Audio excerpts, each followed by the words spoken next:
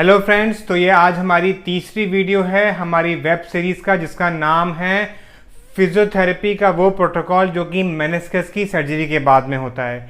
ये सीरीज़ हमारी हमने इससे पहले लॉन्च किया था, जिसमें हम ये बता रहे थे कि अगर आपके लिगामेंट में इंजरी है तो उसको हमने फेज वाइज बांटा था कि अगर आपकी फेज वाइज रिकवरी करानी है तो कैसे कर सकते हैं। और उससे पहले हमने एक सीरीज़ लगाई थी जिसका था कि अगर आपका नी रिप्लेसमेंट हुआ है तो उसमें आप फेज वाइज कैसे रिकवरी हासिल कर सकते हैं। तो आज की वीडियो में मैं आपको बताने वाला हूं कि फेज 3 में, जो कि एक मेनिस्कस की जो सर्जरी होती है, और वो जो फेज 3 है वो होता है 6 to 9 वीक्स का, जो एक हफ्ता होता है उसमें। यानी कि आपकी सर्जरी होने के बाद अगर आप 6 से 9वें हफ्ते के बीच में हैं तो आपको क्या क्या एहतियात बरतने हैं, आपको कौन कौन सी एक्सरसाइज करनी है जिससे कि आपकी रिकवरी जल्दी हो जाए। तो स्टार्ट करते हैं कि आखिर इस फेज में हमारे पास गोल क्या क्या होने वाले हैं। यहाँ पे भी हमको ये फोकस करना है कि पेशेंट का जो नी फ्लेक्शन है हम लोग 100 डिग्री से ज़्यादा बेंडिंग नहीं करने वाले हैं।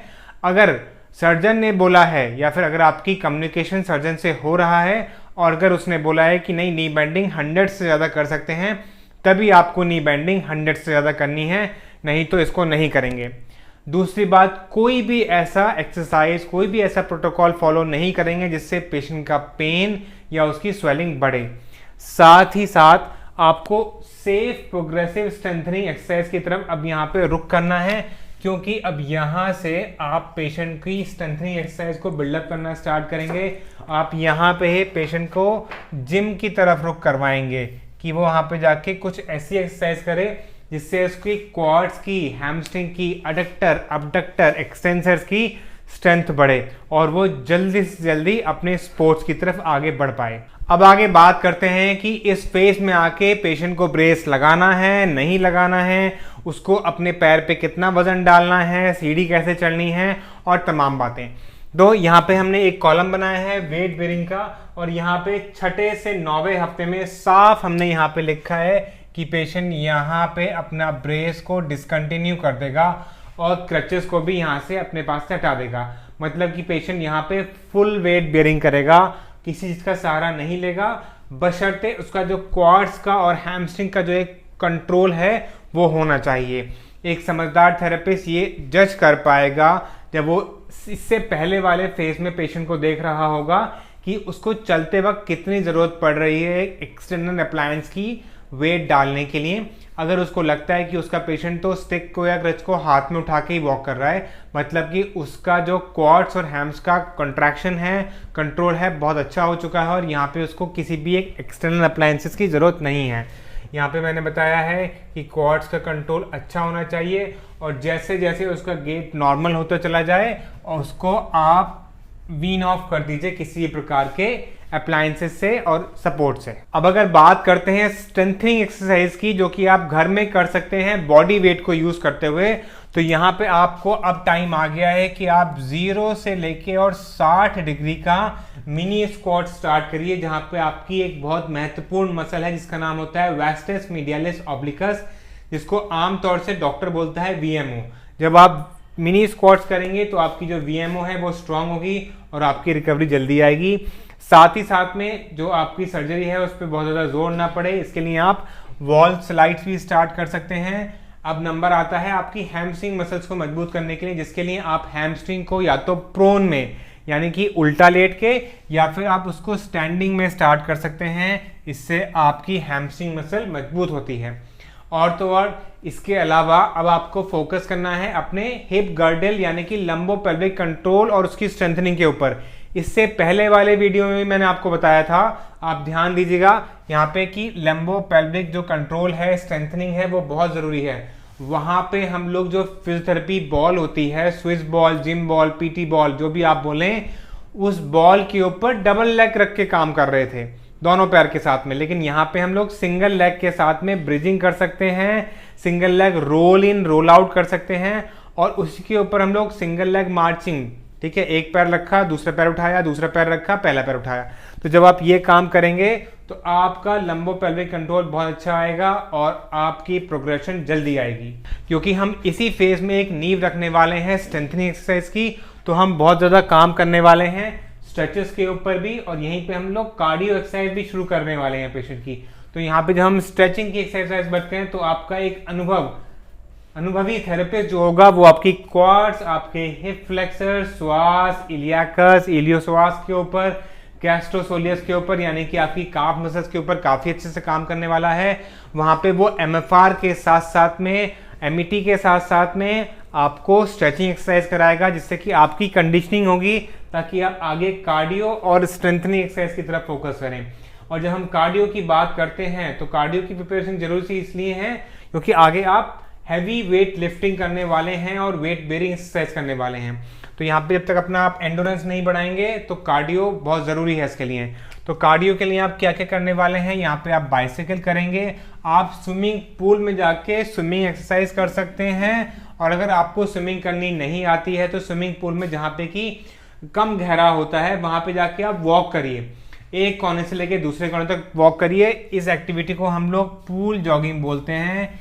ये सर्जरी के शुरुआती दौर में बहुत अच्छी होती है, और वो लोग जो कि थोड़े ओबीज हैं, जिनका वेट ज़्यादा है, उनके लिए तो ये वरदान साबित होता है। अब आइए रुक करते हैं सबसे इम्पोर्टेंट पार्ट का जो हमारे इस वीडियो का है कि हमें ऐसे क्या इंटरवेंशन फॉलो करना है जिससे कि हमारा पेशेंट जल्दी से जल्दी अपने स्पोर्ट्स की तरफ अग्रसर हो जाए। अब इन केस अगर आप एक गृहिणी हैं या फिर आप एक जॉब पे जाने वाले भी हैं तो भी आपको यहाँ तक ज़रूर पहुँचना है, क्योंकि अगर आप यहाँ तक नहीं पहुँचे तो भी आप आगे जाके पेन, स्टिफनेस, मसल वीकनेस, इन सब की कंप्लेंट लेके 6 महीने बाद ही खड़े हो जाएंगे।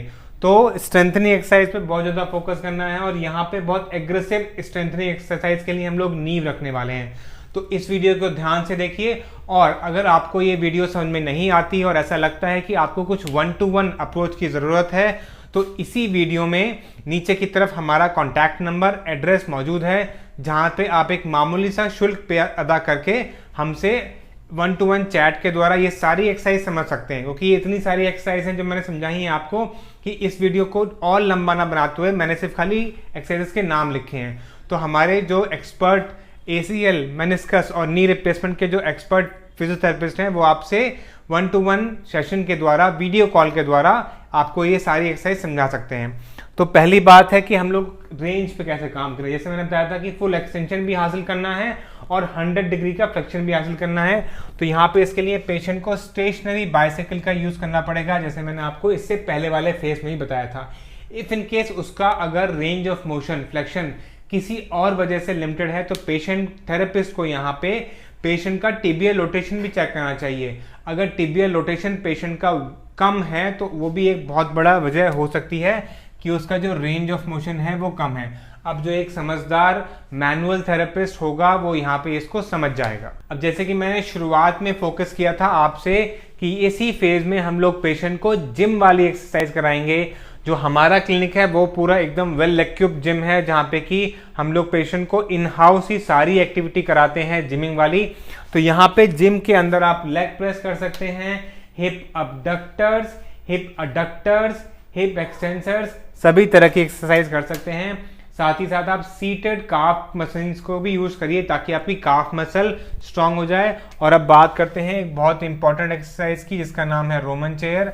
आप इसको हमारी अगली कुछ वीडियो में सीख सकते हैं कि आखिर रोमन चेयर्स को कैसे यूज़ किया जा सकता है और डेडलिफ्ट को कैसे यूज़ कर सकते हैं। कुछ पर्टिकुलर हमने वीडियो बनाई है जहाँ पे आपको ये मिलेगा। तो ये बहुत अच्छी एक्सरसाइज है जिससे कि आप अपनी क्वाड, लंबोपेल्विक कंट्रोल और अपनी अबडक्टर, हिप एक्सटेंसर मसल को स्ट्रॉन्ग कर सकते हैं।